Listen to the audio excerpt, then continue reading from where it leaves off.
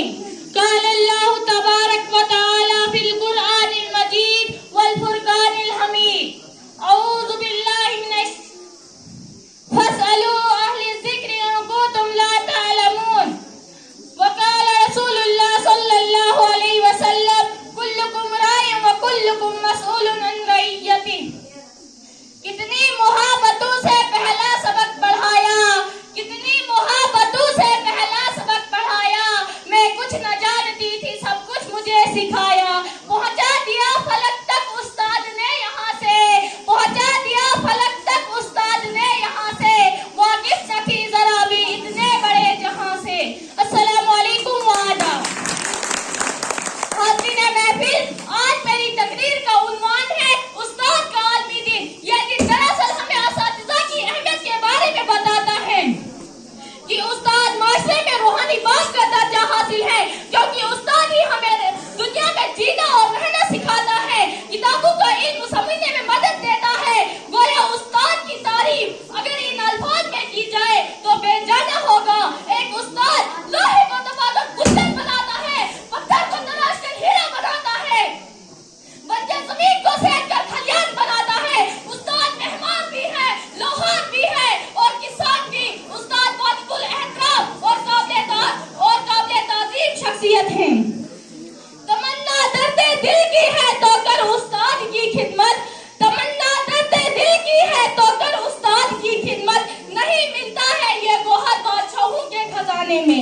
اگر کچھ مرتبہ چاہے تو کر استاد کی خدمت, اگر کچھ مرتبہ چاہے تو کر استاد کی خدمت. کبش برداری سے استاد سے پائے گا تو عظمت.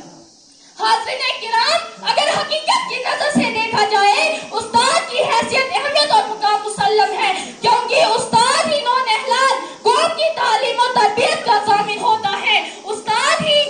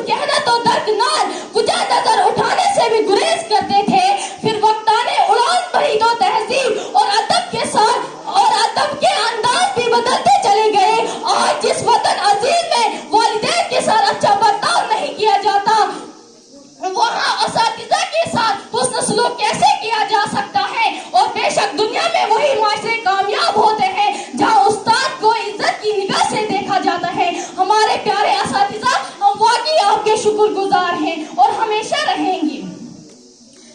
تقریر کو سمیٹتے ہوئے ان اشارات پر اختتام کروں گی۔ زندگی نام ہے کانٹوں کے سفر کا لیکن، زندگی نام ہے کانٹوں کے سفر کا لیکن، راہ میں پھول بچھاتے ہیں ہمارے استاد، راہ میں پھول بچھاتے ہیں ہمارے استاد۔ سب کو تہذیب و تمدن کا سبق دیتے ہیں، سب کو تہذیب و تمدن کا سبق دیتے ہیں، ہم کو انسان بناتے ہیں ہمارے استاد، ہم کو انسان بناتے ہیں ہمارے استاد۔ اللہ تعالیٰ سے دعا ہے کہ اللہ ہم سب کو اپنے اساتذہ کرام کی عزت و احترام اور ان کی قدردانی کی توفیق نصیب فرمائے۔ آپ سب کی سماعتوں کا شکریہ۔